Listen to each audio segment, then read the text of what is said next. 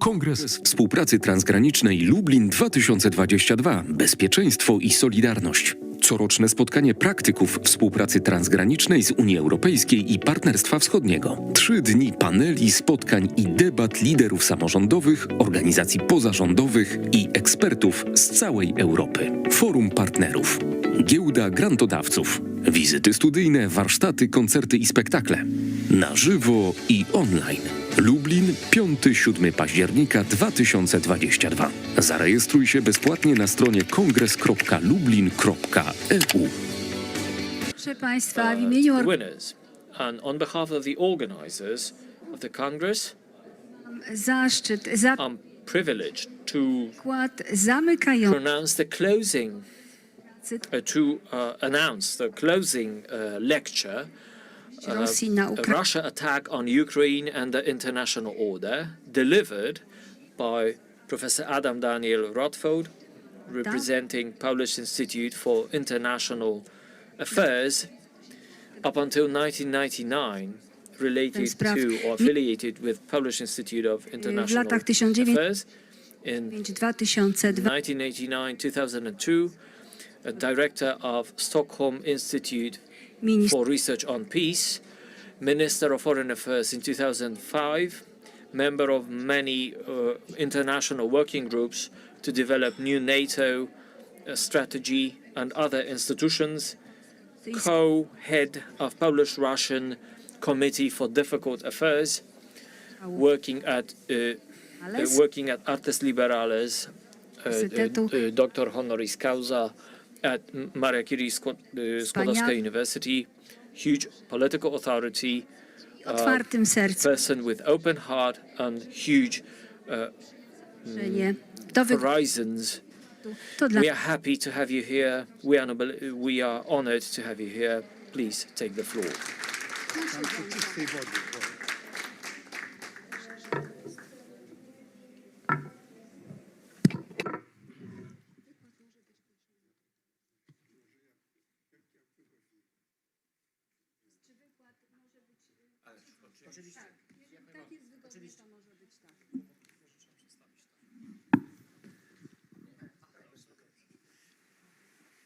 Dziękuję Państwu za zaproszenie i przyznam się, że zastanawiałem się przed chwilą, w jaki sposób zacząć. Thanks very much for having me this afternoon. I was wondering how to start. Of course, you might say you should just start from the beginning. That reminds me of a situation from the past.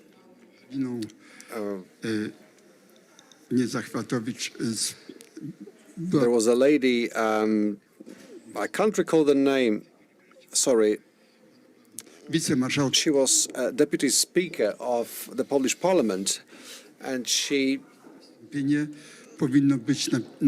said something like, serious speeches should be provided in writing. So, this is true, and I took that opinion very seriously. That's why I have my speech in writing. Although, if I was reading this, then probably you would get bored relatively quickly. So I will just speak spontaneously, but perhaps just follow my notes and tell you this story without looking into my notes. So, as Professor Hoffman said, that we should keep this text for my funeral, because I really liked her words, and it doesn't have to be in writing. And the story of that deputy speaker of the same closed in the following way. She participated in a meeting with the foreign minister of France, who delivered a speech in the Polish parliament, and he was reading from some pieces of paper. Then he went to meet the lady, and he just said, I left my notes on the pulpit. So the secretary went there to fetch the notes, and I saw that was a price list of his new chalet that he was building. Anyway, I don't have any price list in front of me, Intencja moja jest taka, but my intention is to share with you something that dotycząca you wouldn't find in na Ukrainie od 20 popular opinions about what has been going on in Ukraine since the 24th of February. Well, true, this is a terrible war, but many people ask why this war broke out. nagła. Some say it was so unexpected. To jest wojna nagła. Well, it was a surprise, but not so unexpected. It had been expected. We can say it got mature until it started. So a very simple fact that we must confirm. When we think about this war, we ask ourselves, why is this war being waged? So many writers, political writers, commentators Uważa, że to jest wojna. say that this war is driven by some geopolitical issues, that this is just one of the manifestations of geopolitical approach. And Znaczy in geopolityka. my opinion, regardless of what geopolitical means, Że w moim przekonaniu because in my opinion, for many people, it doesn't mean anything. They just keep repeating this word without really knowing polityką, ponieważ that this has really very little to do with geopolitics. rozmiary Because as regards Russia and the size of the country, Russia doesn't need to expand. panie władzy na tym obszarze, który They even have a problem with managing the area of 17 million square kilometers. Of course, Russia continues the Soviet legacy, but it's a smaller country. So this war isn't motivated by geopolitical reasons, but it's a war of values, the war of principles. powinienem posadzić So perhaps I should put a full stop here, because there is a very important conclusion that we may draw from this. naszego toku And mojego. this will perhaps guide you through the rest of my talk. I mean, Pryncypie this war of principles, the war where values are at stake, it doesn't end. Such wars don't end. Everybody who asks when and how this is going to happen when it ends, I mean, in my opinion, it will not end. So what do you mean, you may ask? przegana I mean, this war by both opponents is seen in a different way.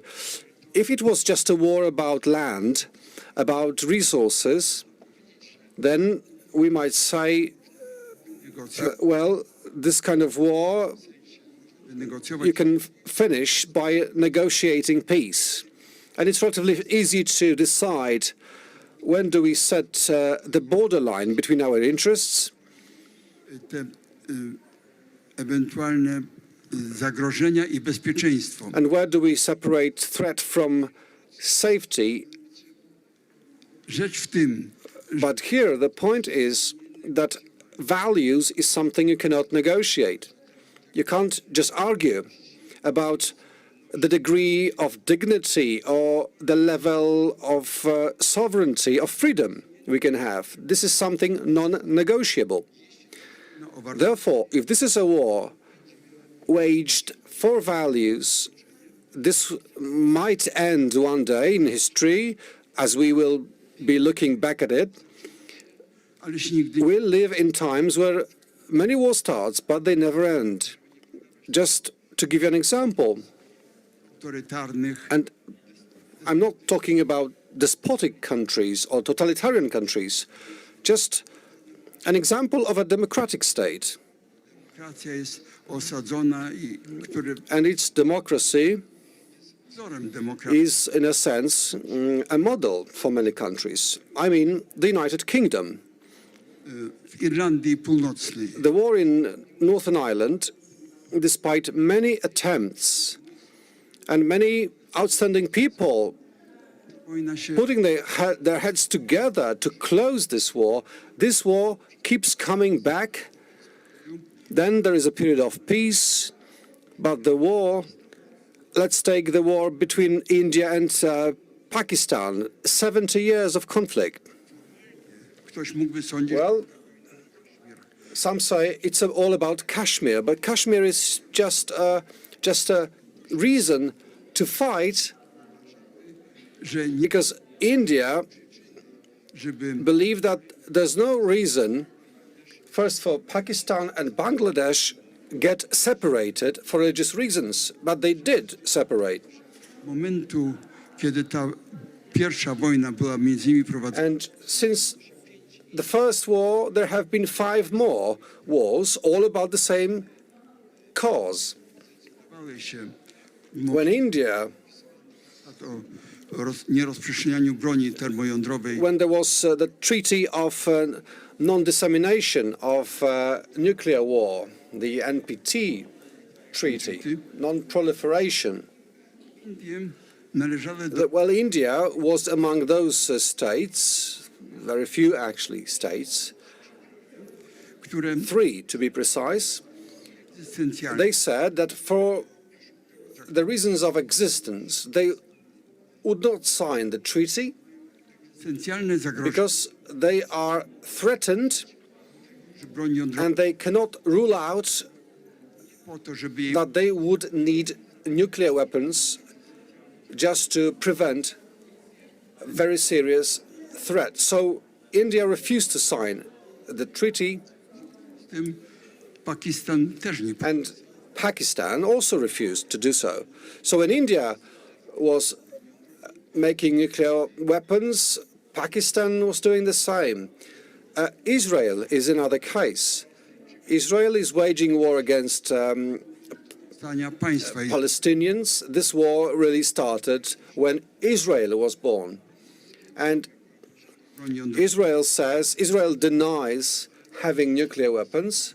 On the other hand, A która uczestniczyła w procesie there was a person who participated in the weapons design process. That person was imprisoned and never set free because the only awareness that perhaps Israel has a nuclear bomb, this is a deterrent for potential invaders.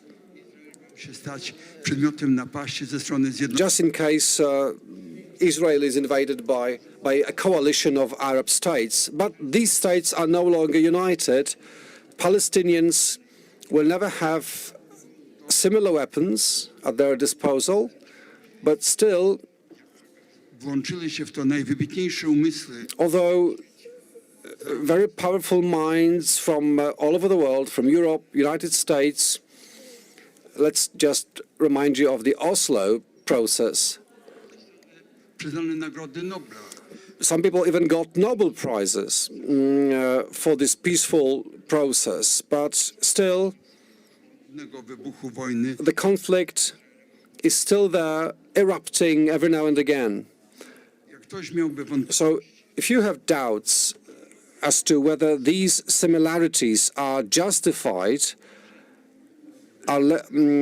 are legitimate, I think that no similarities are legitimate because, well, every situation is different. Just to remind you, the first sentence in Anna Karenina, szczęśliwe rodziny są do siebie happy families are very like each other. Only unhappy families, every unhappy family is different from the other unhappy family. And unhappy nations, and Ukrainian nation and Russian nation, are 2 unhappy nations, and they're completely different in their unhappiness than in other global conflicts elsewhere in the world. A friend of mine from Australia told me podobne that this conflict was very much like w Hiszpanii a situation in Spain in 1935 Franco when General Franco siły zbrojne dokonał mobilized its military to go on with the coup, and there was a violent civil war erupting. This was internal war, and for Russia, they believe this is internal war because they believe that Ukraine did something to jest część narodu. completely opposite to what Russia was expecting. They believe Ukraine is part of what they believe is Russian mir, the Russian world. Znaczy Rosjanie mają takie przekonanie And this is the Russians' opinion, and w tym roku not necessarily because of what happened in 1981, flagę rosyjską nad Kremlem, czerwoną flagę i zawieszono when, sorry, 1991, when the red flag, Soviet flag, was replaced with the Russian flag. So the Russians believe as long as the Ukrainian nation is there, w większości społeczeństwa the Russian society believes that the Ukrainian nation is part of the Russian nation. w jakimś sensie This was, in a sense, formalized in 1654 during the so-called Prieslav Agreement, Rada Prejasławska, in Ukrainian Rada Priyaslavska. Bogdan Khmelnytsky, who led the Cossack uprising, tego czego he oczekiwał didn't get what he wanted from the Polish king. podjęcie Therefore, he considered cooperation with the King of Sweden, and ultimately he worked with Moscow, and that determined further developments, because a few years after, all the guarantees given to Ukrainians by Moscow were cancelled. Then Hetman Mazepa tried to revise that, and Russians considered him traitor. złożyło, że kiedy So it so happened that wykonania funkcje, powiedziałbym misję, zadanie when do pokoju między I worked on peace during peace talks between Naddniestrya and the Republic of Moldova in 1992. bardzo, It was July, gdzie na bardzo and niewielkim very bloody fights. 500 po stronie About 1,200 people died on both sides, on Transnistria and Moldova.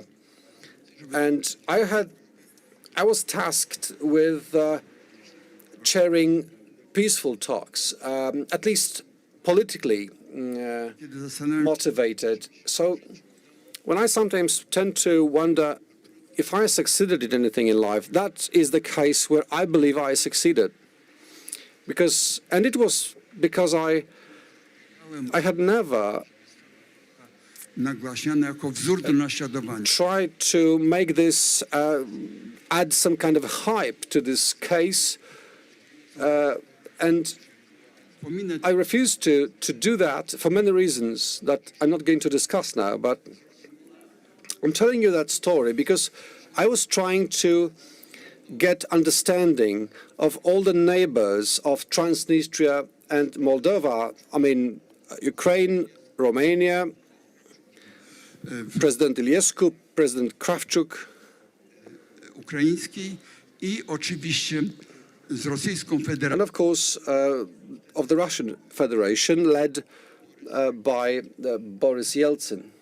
Rozmowę And I remember my discussion with the then Minister of Foreign Affairs of of Russia, chciałbym, żeby mi pomógł. and I asked him to help me meet President Yeltsin to get this matter going, because I thought that the 14th Russian army deployed in Transnistria might have determined the further development of the case. And that minister told me, well, I am at your disposal whenever you like, but I myself don't know when President Yeltsin would like to see me. So I can't promise you an appointment with the President, since I myself am not sure when he will accept me. So I said, I don't want recognition. I just wanted to ask President Yeltsin to nominate someone to tell me his terms, to tell me what kind of agreement we should reach. And he said, well, that's a different story, that's a different thing. And he appointed one of his deputies as an intermediary. So that Russia really wanted to implement democratic solutions. That was like crippled democracy, I should say. But what happened in Russia back then, after the 31st of December, 1991, when Yeltsin was elected president, and the Soviet Union was dissolved. So what happened then? Gorbachev, who had started the process that actually had internal roots, the process symbolized by two major breakthroughs, glasnost and perestroika, so openness, transparency and reconstruction, transformation, change. So his role finished when in Białowieża 3 presidents reached an agreement. The meeting had been initiated by Yeltsin. The host was President of Belarus, Stankiewicz, and President Kuchma was there. So these 3 states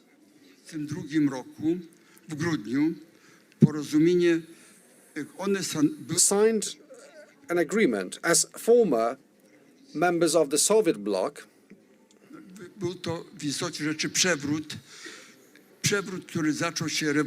That was the beginning of a revolution, which later on turned into the March Revolution.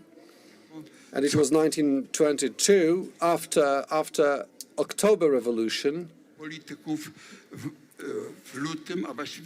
which had been initiated by a group of liberal politicians in 1917, and until 1922, that state was Russian Federation. And within that Russian Federation, there were members that wanted their own statehood. That was Ukraine and Belarus. And Piłsudski actually supported those ambitions as much as he could. As we know from literature, Piłsudski, in the middle of the night, he even drew pictures, designs of future Belarusian army. So Piłsudski's intent was to support those ambitions at all costs, because he believed that would give Poland greater security. In 1923, Russian Federation was born. These 3 states were the founding states of what later on was called Soviet Union, Union of Soviet Socialist Republics. This was after 1923. Republik Radzieckich. W 1991 roku Jelcyn wspólnie z 2 prezydentami. So, jumping forward, Yeltsin wanted to repeat that situation. He remade the Russian Federation. Okresem So that period was the period of reform. w historii Europy taki okres miał w swoim czasie nazwę reformacji, który Well, we know of Reformation going back to the 16th century and Reformation in the Catholic Church. That was very important, and religious wars that followed were much of the offshoot of that process. reformacji. And following Yeltsin's period, we had counter-reformation, and this process has been going on ever since. And while we still have this process of counter-reformation in Russia, the war will not end. Zmierzam do tego, What am I driving at? ta wojna ma charakter I think this war, from the Russian point of view, is an internal war. If reformation in this sense is successful in Ukraine, the citizens, Russian citizens, would say, why did it happen and it doesn't happen in our country? So we need to reduce the ambitions of the Ukrainian unity with Russia. So what you could do, inspiracja, żeby na czele Białorusi stanął so for instance, you could do it the way you could do it the Belarusian way, to have a director of Solhoz, Alexander Lukashenko, to become president. And he turned Belarus into a huge sovkhoz, huge nie stworzył cooperative. The same was done in Ukraine by Yanukovych. That was more or less the idea, to be a kolkhoz, but that failed. So Russia considered that a revolution against the law, against the whole legal order, and it felt privileged to take over Crimea and to create the so-called republics of Donetsk and Luhansk, these sham republics, as a quasi-state issues. Then Kherson and Zaporozhye was added to the list. nie chodzi ani o Kherson, Russia doesn't care about Kherson or Luhansk, Donetsk. What it cares about is Ukraine as a legal domain. Ukraine is anti-Russia legally. So it's Ukraine which is formulated by the West, and it should be destroyed. The best for it is to give up. If it doesn't give up, if it doesn't yield, it will be destroyed. So the Ukraine in this sense is a field of fight for principles, for universal rules, for the universal world order. For the Russian side, it's moving back to the imperial world power by Peter I the Great and obecny prezydent Catherina the Great, and obviously followed by Vladimir Putin. miał bardzo skrótowo To cut the very long story short, I would say this is sens the gist, the essence of Putin's decision tego, że on próbuje boils down to turning back the wheel of history, and it must be back united of the three nations. Small Russia, which is Ukraine, big Russia, which is Russia proper, and white Russia, Belarus. jakim jest Białoruś, And chodziła. Russia would accept a quasi-sovereign country like the Belarusian model. That wouldn't be much of a problem for them to have Belarus united within but the Ukrainians did not accept that. Did not accept the deal, so to say. And this is why Putin, sorry to say, had to attack. So as long as the objectives, as long as the Russian objectives are the way I formulated, it will not end. There may be some breaks. There may be some withdrawals, some temporal peace, but but it will continue. Now, the second question for what I want to say is how it influences international order. Chcę na wstępie wyjaśnić, Let me explain that what I mean by international order is not a result of agreements or negotiations, but is just a mark of some period. It ends some period of a historical events, like for instance, some end of a war.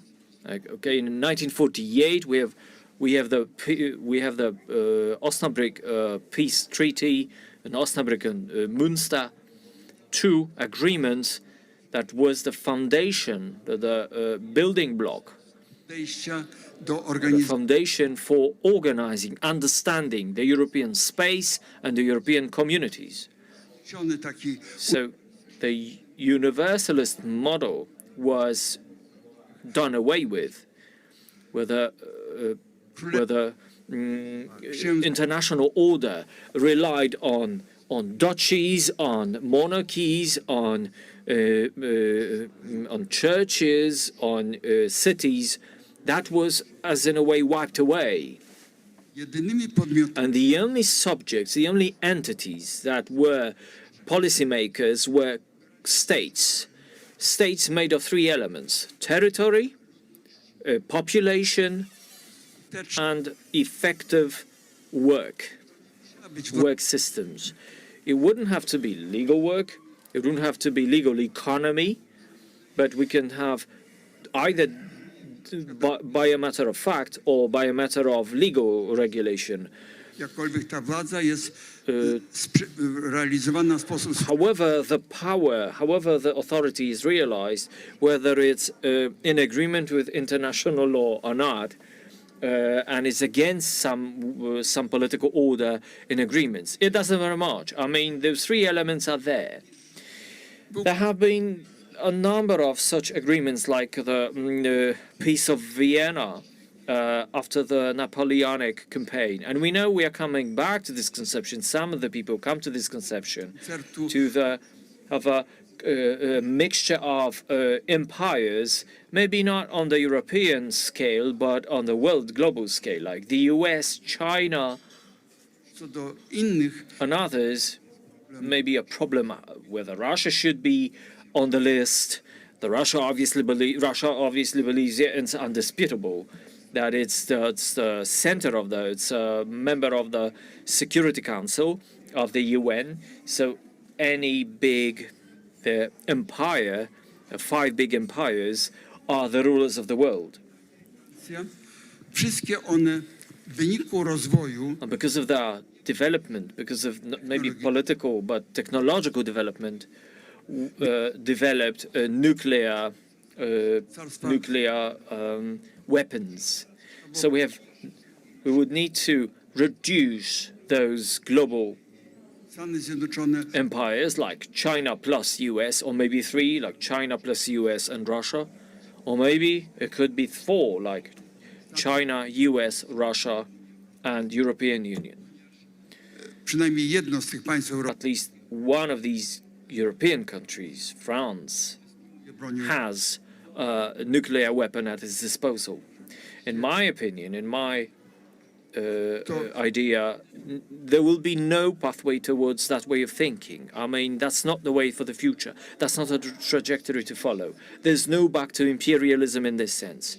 The world changed, and this formula, this scheme, developed over 400 years of European history, and also support, and then changed by this post-war situation, post-war regime. And those three elements I mentioned after 1984 must also be completed by the power, political power, but the power that agrees with international agreements and local legal regimes. Russia i zasady prawa did not respect, Russia fails to respect all these legal regulations, rules. do ustanowienia porządku. Let me remind you that after the First World War, we had Versailles solutions and Potsdam solutions after the Second World War. 30 years after the Second World War, że czas najwyższy countries agreed, states agreed utworzyć coś that you need a kind of międzynarodowego. international body, international meeting Uzgodniono by where you could agree a general formula for world order and to build a treaty with Germany. In this way, we had a conference for security in Europe, and in 1975, in Helsinki, a final act of this organization was signed. jakimi The państwa norms that were introduced in the document to govern the cooperation between countries were defined. And these rules are as follows: sovereignty and equality of the states, no use of power, and unchangeability of borders, integrity, territorial integrity, peaceful solution of disputes, nieinterwencji non-intervention, avoiding ingerence in internal affairs, human rights and freedoms, i wolności sumienia, political conscience, religion, denomination. Rule number 8 is of autonomy. pracy międzynarodowej, Number 9 of international cooperation. 10 of goodwill in executing the international law. że te zasady, one, jak ktoś All these rules, to stwierdzi, że one są niekiedy wewnętrznie sprzeczne. sometimes you may think that they are self-contradictory. Like, for instance, okay, when you say that the rule of autonomy is hard to coincide with integrity, internal integrity. Because if there is a nation that wants to separate from one country, the state cannot say no. Integralność So in this sense, it has no right to keep the integrity with autonomy, with sovereignty, ethnic sovereignty, or ethnic autonomy. pozorna. So obviously, this is just a. It only looks like. Self-contradictory construction.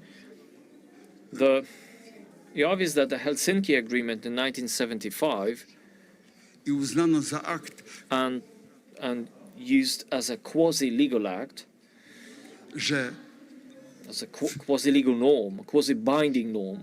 że na te When zasady, you look at these rules, zasadzie, która mówi first, which says about sovereign equality of the state, kapit, w there którym is this special clause where you can read, być zmieniane, you can change borders, you can shift borders on the level of agreements between sides, between parties, in agreement with international law and as a way of international agreement. muszą dobrowolnie Neighbors must agree w prawie międzynarodowym in the light of international law and sign an agreement. If this is respected, samosąd borders may be shifted and it agrees with all other rules of the Helsinki Treaty. So I could use further examples to show that this is quite cohesive, not that self-contradictory. Now, when Russia decided to take over, to invade Crimea, Donetsk and Lugansk, zasady i normy Lugansk republics or oblasts, decided that these traditions are against Russian tradition because they are imposed by Western countries, and we will not allow Western countries to impose any rules on us. And our Russian rules are much more deeper rooted in our social awareness liftownika, and identity. So in a nutshell, Rosja Russia i otwarty openly, overtly rejects all the rules of the Western world. swój przygotowałem, nie będę go odczytywać. I'm not going to. I would like to say that there is a number of Russian intellectuals Którzy who byli doradcami. at a time were advisors, close advisors to Putin, who formulated his strategy.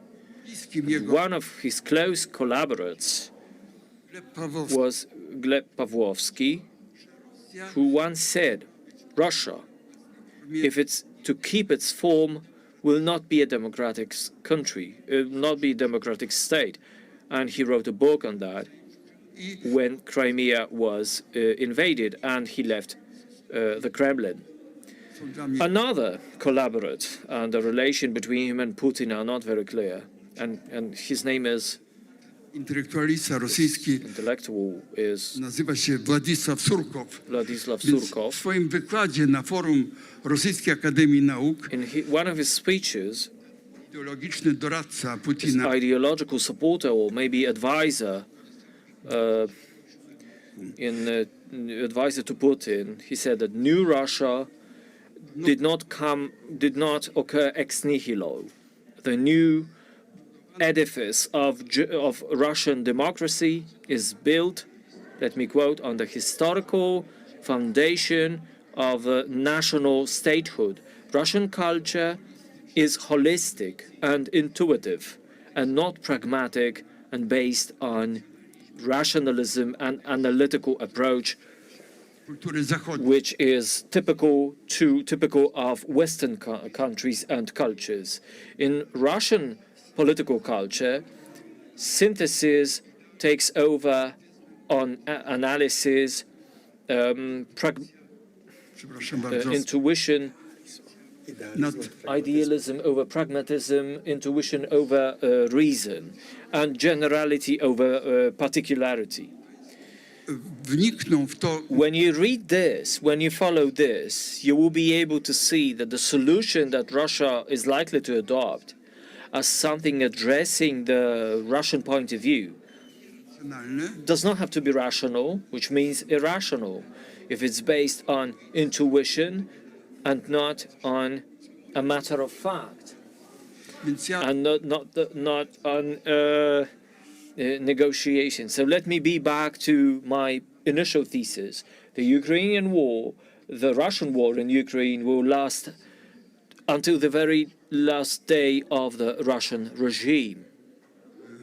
konkluzji Coming to conclusions, takie 3 rzeczy. I'll try to say 3 things. Point number 1, today's wars, Tylko w większości, ale in the majority of them, a trzeba powiedzieć, że od 91 wars waged up until 1991, we had over 300 military conflicts. wojny All those wars, apart from 3 of them, are internal wars, civil wars, we could call it classically. For instance, the horrible wars in Yugoslavia obviously began with the demise of the Yugoslavian communist regime. The war in Ukraine refuses to accept the right of Ukraine to exist as an independent state. So the first claim is these wars are internal wars. system między And when the whole international system is ready to solve international wars and not internal problems. bezpieczeństwa i współpracy w The Europie Conference for Safety and Cooperation in Europe was the first attempt to give an umbrella for transformation, internal transformation in states, but that's rejected by Russia. So the new shape of international order stanie w wyniku procesu will be forged in a process w Rosji. that will hugely be dependent on what is going now in Russia. My point number 2 is Ukraine today is building a completely different state quality, or quality of a statehood. The Ukrainian nation so far was rooted in its cultural identity, linguistic identity, mental identity. Today, the milestone for building a new nation is this war. This is a turning point. From that moment onward, Ukrainians will be a different nation, will not allow others to subjugate them.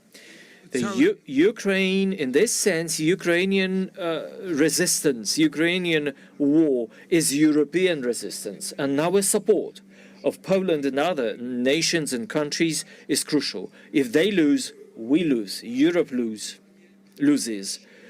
So we will yield to the power. Power understands power, and we need to react with power.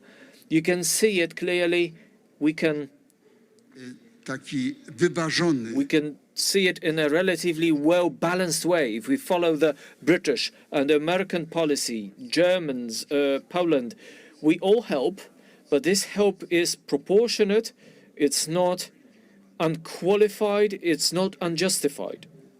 It has its limits, it has its reasonable borders to avoid the breakout or outbreak of a international conflict. This is why Putin uses the nuclear argument, because he uses the argument of defense of a Russian state and those new territories that are integrated into the Russian empire. But when he finished the sentence, he raised his head and said, I'm not bluffing. And I was listening to him that, in fact, it is bluffing. He is bluffing because he knows that if it's not bluff, it's the end of the war. So you are not starting new, dear Mr. Putin, but you are ending the old. You must realize that Russia will not be back to the position it had. That's point number 2. Point number 3, conclusion number 3. We need to think, we need to consider what is it that we can do, how we can accept Ukrainians in our houses and homes, how to organize new life to those who escape from Ukraine, or academic milieus, researchers, thinkers should think about protecting Ukrainian thought, Ukrainian higher education, how to help. And in my opinion, the main helping hand that we can give is keeping human capital, developing human capital, outstanding Ukrainian experts. You know, there's a lot of people, experts in natural sciences. Obviously, they will find jobs outside of Ukraine. But the problem is Ukraine needs them. Even if they are accepted, we need keeping Ukrainian research. We need Ukrainian universities. And Polish Academy of Science, we launched a project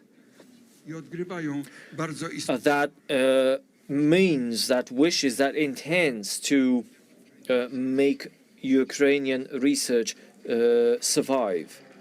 Many, many thanks for your attention.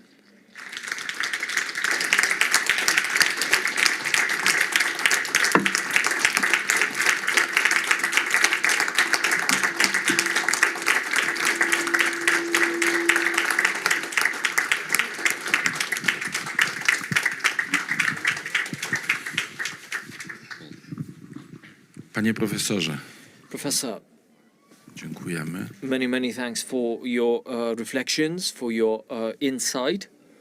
Ten świetny wykład This wonderful lecture of yours nasz is a very good coda for our meeting. It's a very good conclusion for our meeting. And the formulation of this last conclusion, yes, that's our mission, and we subscribe to this point of view. Right. To help our friends in Ukraine, to help in all possible aspects, dimensions, military, educational, education of youth, education of students, of rebuilding, networking, cooperation of universities, and also in such projects that we talk about right now with academic environments of Kiev and ours, to launch kształcenie education of women w Polsce who are here with kids in Poland in digital competences, because that's relatively easy for them to develop conditions for work, distant work, in all kinds of limited time efficiency, freelancing and so on. They need to work, they need economic stability, but obviously they also need time for their children. So the whole idea shows how we are ready to react to the needs of our Ukrainian friends. jest dzisiaj to, It's crucial today, nie robimy. also have been working on in Lublin, that when we educate Ukrainian children, we integrate them in Polish classrooms. We talk about integration, inclusiveness, and we obviously give Ukrainian kids to learn in Ukrainian language, additional classes in Ukrainian teachers, Zostały wkręcone so keep them so as to keep them in the field of mother culture and mother language. We try to show respect to Ukrainian culture, to our friends. It requires, it calls for giving this opportunity. A lot of this is because of international organizations, UNICEF and other organizations. We are able to finance this education, to hire teachers and give additional educational opportunities.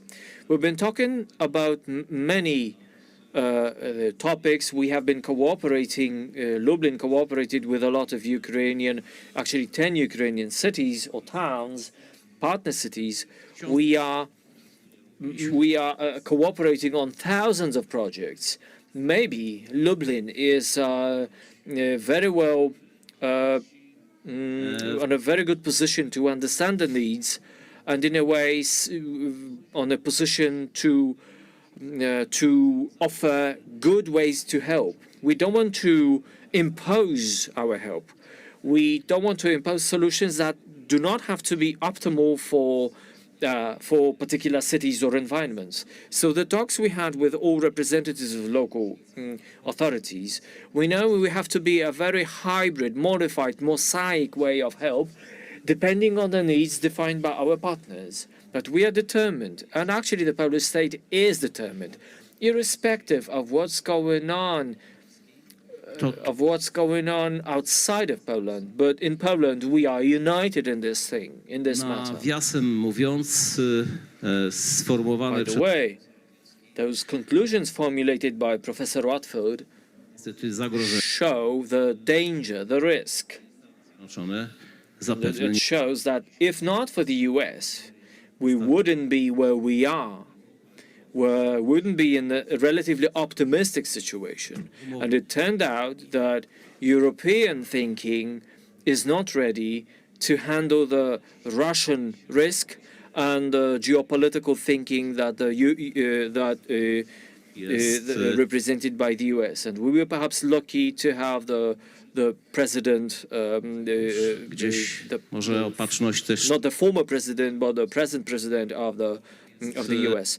Maybe there is some kind of providence for us to be efficient in showing resistance to the conflict, to this invasion. I can't find it anywhere on the internet, but one journalist told me last week that there was a research held in June and July when Poles are very often divided. We are more like tribes rather than a nation because of all political debates and conflicts. And Poles were asked, what is it that connects, that is cornerstone of our pride and common thinking? And obviously you could refer to w historii wydarzeń different historical events or historic events with close independence and so on. No, 80% of people said what makes us together, what puts us together, and what unifies us, and we are proud of it, is help for refugees.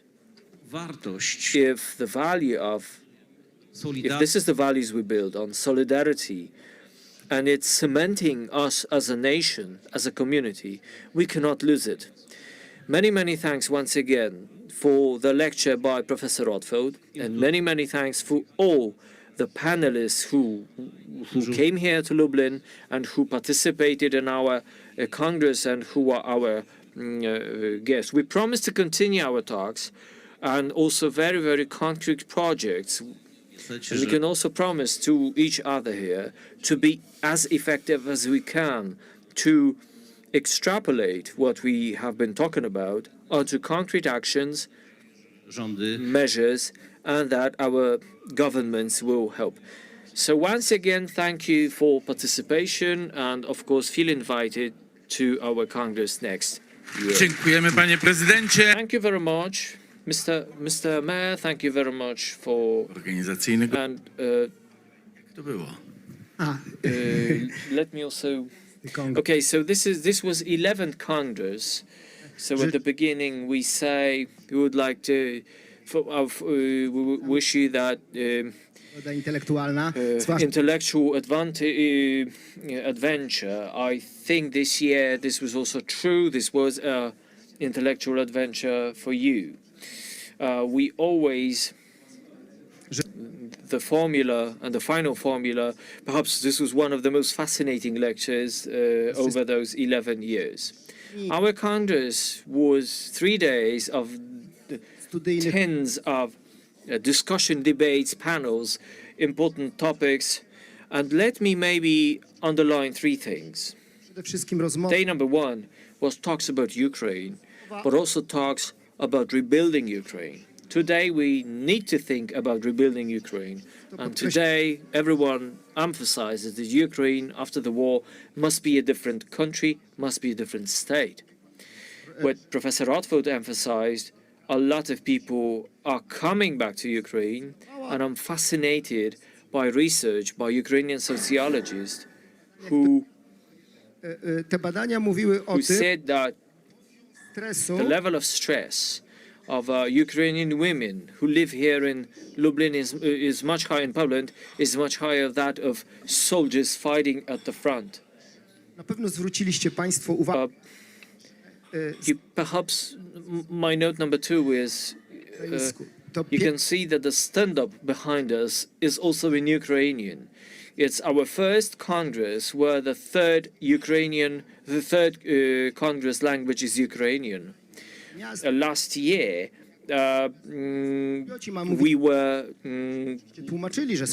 we were approached by our guests from Ukraine, and they asked, "Are we expected to talk Russian?"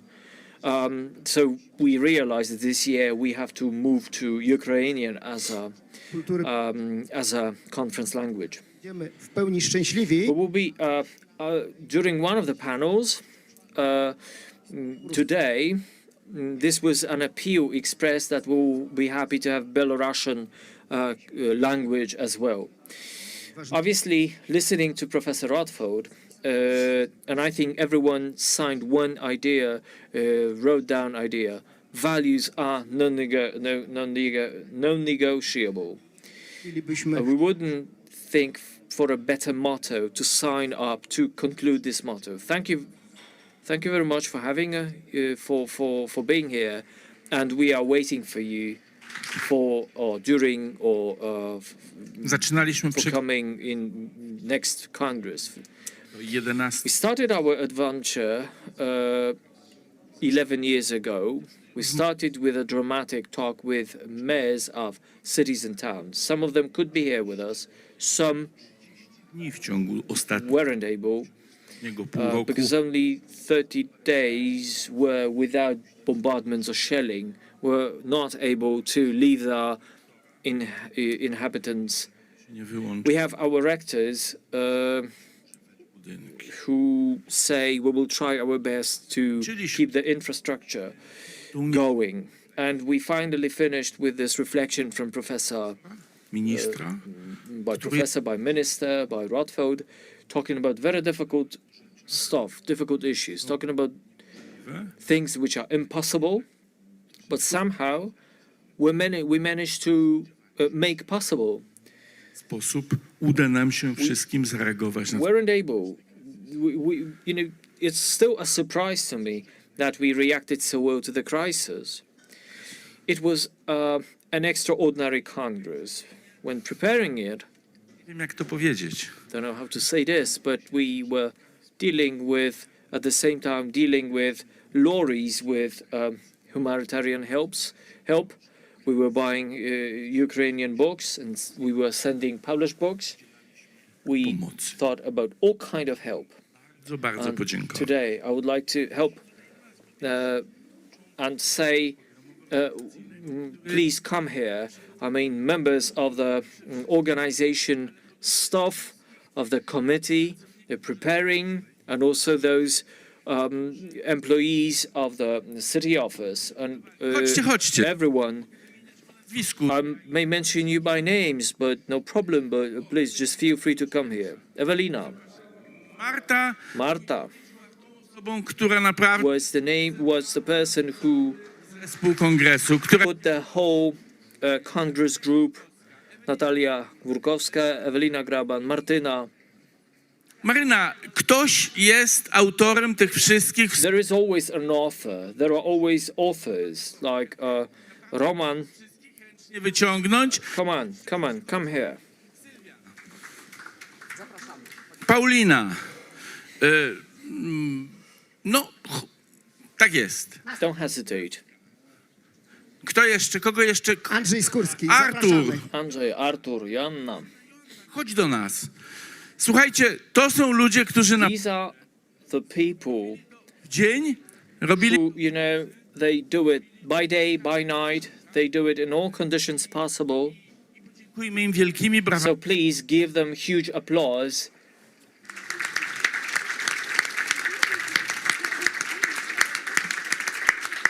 I umówmy się jeszcze na jedno. To jest coś, co wybrzmiało. And maybe let me make it clear Słuchajcie, one thing. You know, in a year, powinien być mer we should have a mayor of Lugansk with us. wiele lat. He wasn't here. He wasn't able to come here for a number of years. We would be happy to have representatives of Crimea, of our partner town of Lugansk, and we hope that next year, it's going to be next year that we meet together.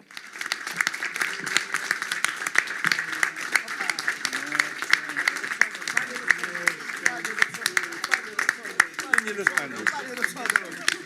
Witali też nie dostanie. Witalii nie dostaniesz. Dlaczego nie przyszła do nas Ola Zinczuk? Zapraszamy Olu. O, i pani We prof. need Ola Zinczuk, we need Zorbata, Professor Hoffman, we need Professor... Olu, zapraszamy. Słuchajcie, natomiast We need you all. So once again, many thanks, wholehearted thanks for your huge effort.